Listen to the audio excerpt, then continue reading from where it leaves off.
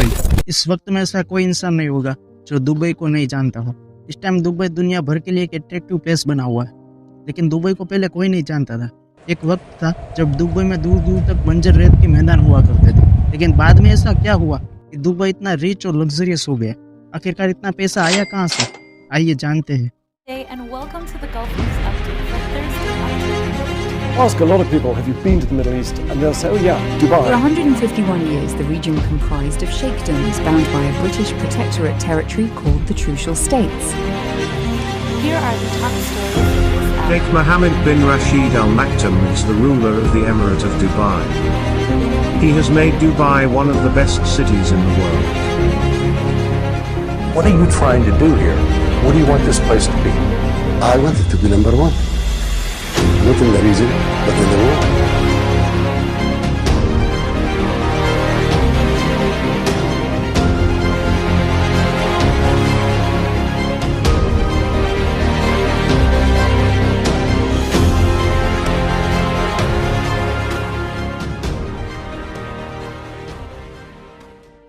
दोस्तों, आप सभी ने मार्वल के मूवीज तो देखे ही होंगे। इसमें एक है वकांडा मूवी। वकांडा मूवी में जो अलग टेक्नोलॉजी एंड डेवलपमेंट दिखाया जाता है, जो कि पूरी दुनिया से कुछ अलग ही है और सबसे आगे रहते हैं। एक रियल वर्ल्ड की दुनिया है। अगर हम इसे रियल वर्ल्ड में कंपेयर करें तो दुबई अभी के टाइम क्या वकांडा है, ये वकांडा से कम नहीं है। मेरे ओपिनियन से दुबई अभी का रियल वर्ल्ड का वकांडा है।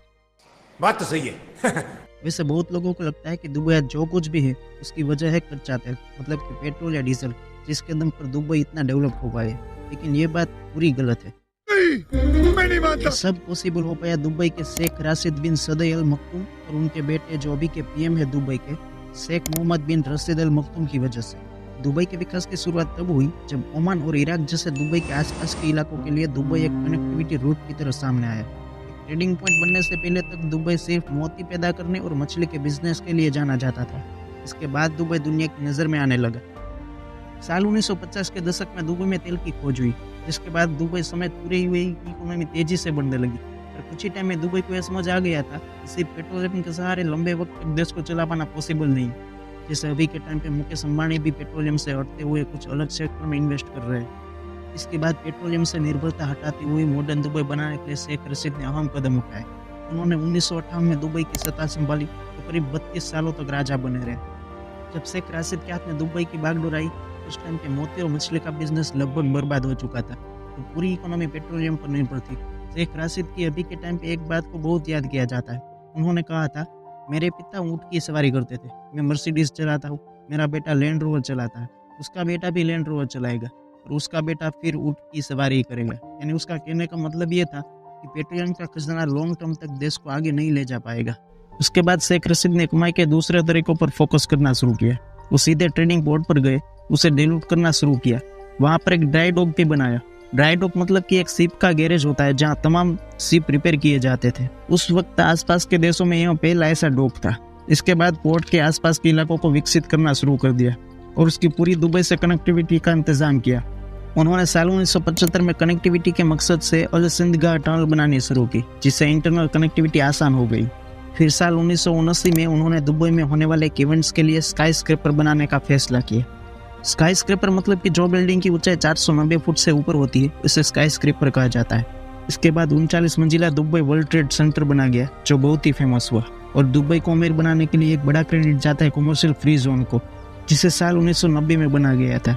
कमर्शियल फ्री जोन उसे कहा जाता है जहाँ पर इंपोर्ट, री एक्सपोर्ट, मैन्युफैक्चरिंग, हैंडलिंग और सामान स्टोर करने पर कोई कस्टम ड्यूटी नहीं लगाई जाती। जैसे किसी देश के पोर्ट पर किसी देश दूसरे देश से माल आया और उसे स्टोर किया गया, या फिर इधर से एक्सपोर्ट करना है, अगर मैन्युफैक्चरिंग हो रहा है, अगर सामान स्टोर हो रहा है, तो उसके लिए कस्टम ड्यूटी लगती है, चार्ज लगता है। वो दुबई ने फ्री कर दिया। इस वजह से सभी बड़ी कंपनियों के लिए यह इलाका स्वर्ग जैसा हो गया, जहाँ उन्हें अपनी मेहनत पर ढेर सारा रिटर्न मिलने लगा।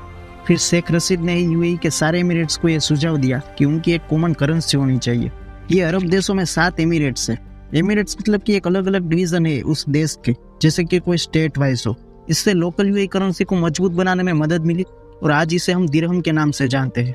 पर गाइज, ये तो अभी एक ट्रेलर था, पिक्चर तो अब शुरू होती है, क्योंकि ये तो अभी कमाई के जरिए का भी बेस बन रहा था। उसके बाद दुबई की सत्ता शेख मोहम्मद के हाथ में। वहाँ भी अपने पिता की तरह दूर की सोचने वाले थे, लेकिन उन्होंने दुबई को अपने पिता से भी ज्यादा डेवलप किया। उन्होंने भी अपने पिता की तरह ट्रांसपोर्ट और कनेक्टिविटी को बेहतर बनाया। जहाँ उनके पिता ने पानी के ट्रांसपोर्ट मतलब कि शिप के जरिए जो ट्रांसपोर्ट को बेहतर बनाया था, तो फिर इन्होंने हवाई ट्रांसपोर्ट को बढ़ाने का काम किया और एमिरेट्स एयरलाइन की शुरुआत की। साल 1989 में उन्होंने दुबई एयर शो की शुरुआत की, जो अब दुनिया भर में फेमस है। पर शेख मोहम्मद असल में दुबई को एक ग्लोबल टूरिस्ट डेस्टिनेशन बनाना चाहते थे। इसकी शुरुआत हुई तमाम बड़े बड़े होटल बनाने से। साल 1999 में दुबई में बुर्ज अल अरब एक होटल बनाया गया, जो दुनिया का पहला 7 स्टार होटल है। इसके बाद एक दुबई में ढेर सारे लग्जरीज होटल बने। दुनिया भर से लोग यहाँ होटल का मजा लेने आते हैं। आज दुबई की इनकम के जरिए में सिर्फ टूरिज्म की बात करें तो एक साल में करीब 20 अरब डॉलर का है और इसके पीछे दुबई की लग्जरीज होटल का सबसे बड़ा हाथ है। शेख मोहम्मद ने सब नंबर 1 किया, या नंबर 1 या only 1। What are you trying to do here? What do you want this place to be? I want it to be number 1. Not in the region, but in the world. जो भी किया Dubai में जो भी हो और कहीं होना ही नहीं चाहिए। नंबर 1 होटल, दुनिया की सबसे बड़ी बिल्डिंग बुर्ज खलीफा, दुनिया की सबसे बड़ी फोटो फ्रेम। और ये गीली मिट्टी में और पानी में इतनी बड़ी बिल्डिंग बनाना आसान काम नहीं है। हमारे भारत में नदी के आसपास बिल्डिंग बनाने की परमिशन तक नहीं है, क्योंकि कभी भी गिर सकती है, गीली माटी कभी भी धंस सकती है। पर शेख मोहम्मद ने सब करके दिखाया। और इतना ही नहीं, दुबई में मॉडर्न चिड़ियाघर, मॉडर्न गैलरी, सबसे बड़ा दुबई मॉल और बिना पानी के फ्लावर शो इतना बड़ा, और स्काई डाइविंग भी खूब होती है, जो लोगों के लिए अट्रैक्टिव है। इसकी वजह से लोग यहाँ आते हैं और होटलों में रुकते हैं। फिर 1995 में दुबई शॉपिंग फेस्टिवल की शुरुआत हुई, जिससे दुबई की इकोनॉमी और तेजी से बढ़ने लगी। फिर 1999 में उन्होंने दुबई इंटरनेट सिटी बनानी शुरू की। यहाँ बिजनेसमैन और इन्वेस्टर को सब हेल्प दी जाती थी, जिससे पूरी दुनिया के इन्वेस्टर को खींचा गया। इन्होंने सभी स्पोर्ट्स को बढ़ावा दिया। घोड़ों की रेस से लेकर कार रेसिंग और क्रिकेट ग्राउंड तक दुबई में सब कुछ अभी मौजूद है। वहाँ आर्टिफिशियल फार्मलैंड बनाए गए और मिनी फॉरेस्ट भी अभी डेवलप कराए गए।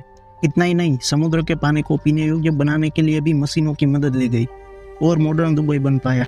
इन्होंने दुबई में पाम जुमेरा बनाया, जो एक मैन मेड आइलैंड है। दरिया के अंदर एक आइलैंड बनाना बहुत ही मुश्किल काम होता है। इस आइलैंड को दुबई ने आर्टिफिशियल तरीके से बनाया। इसे बनाने के लिए समुद्र में मिट्टी डालकर आइलैंड को बनाया गया है। इसे भी इतने क्रिएटिव तरीके से बनाया है कि यह सैटेलाइट से या फिर आसमान से देखने पर एक पेड़ जैसा लगता है। इसमें बहुत सारे घर बने हुए हैं, जो कि एक घर की प्राइस तकरीबन 350 करोड़ रुपए है।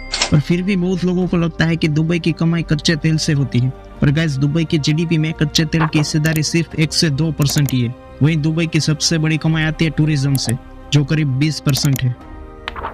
तो गाइस, आपको यह दुबई का इतिहास कैसा लगा कमेंट बॉक्स में जरूर बताएं, और ऐसे ही इन्फॉर्मेटिव वीडियोस के लिए इस चैनल को सब्सक्राइब करें। मिलते हैं फिर नेक्स्ट वीडियो में। जय हिंद।